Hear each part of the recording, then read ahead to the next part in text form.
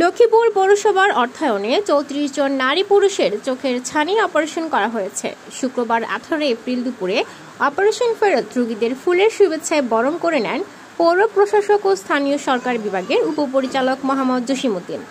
এ সময় উপস্থিত ছিলেন পৌর নির্বাহী কর্মকর্তা খান মোহাম্মদ ফারাবী, প্রকৌশলী মোহাম্মদ জুলফিকার হোসেন সহ পৌর কর্মকর্তা কর্মচারীবৃন্দ।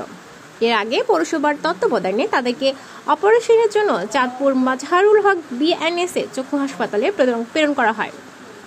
লক্ষ্মীপুর পৌরসভা কার্যালয় সূত্রে জানা যায়, সম্প্রতি পৌরসভার অসচ্ছল চক্ষু রোগীদের বিনামূল্যে চিকিৎসা প্রদানের জন্য বিভিন্ন ওয়ার্ডে ক্যাম্পিংয়ের মাধ্যমে ১১০০ জন চক্ষু রোগীকে চিকিৎসার আওতায় আনা হয়। এর মধ্যে ১২০ জন রোগীকে ছানি পড়া ও অন্যান্য অপারেশনের জন্য চিহ্নিত করা হয়। প্রথম পর্যায়ে ৩৪ জনের ছানি অপারেশন হয়েছে।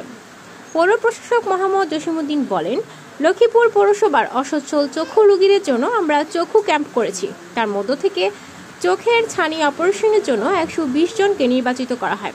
ইতিমধ্যে আমাদের ব্যবস্থাপনায় ৩৪ জনের ছানি অপারেশন হয়েছে। পর্যায়ক্রমে বাকিদেরও ছানি অপারেশন হবে।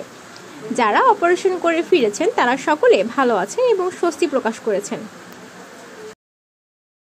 আলহামদুলিল্লাহ, মহান আল্লাহর কাছে শুকরিয়া আদায় করছি। আমরা পৌরসভার উদ্যোগে যারা পৌর এলাকায় বসবাসকারী অসচ্ছল যারা আছে তাদের চক্ষু চিকিৎসার উদ্যোগ নিই এবং আমরা বিভিন্ন পৌরসভার ওয়ার্ডে ক্যাম্পিংয়ের মাধ্যমে প্রায় ১১০০ রোগীকে আমরা চক্ষু চিকিৎসা দেই।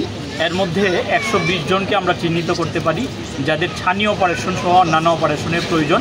আজকে আমরা প্রথম পর্যায়ে পৌরসভার পক্ষ থেকে সম্পূর্ণ বিনামূল্যে ৩৪ জন চক্ষু রোগীকে ছানি অপারেশনের মাধ্যমে আমরা সুস্থ করার উদ্যোগ গ্রহণ করি এবং তারা সফলভাবে ছানি অপারেশন করে আমাদের মাঝে চলে আসছে।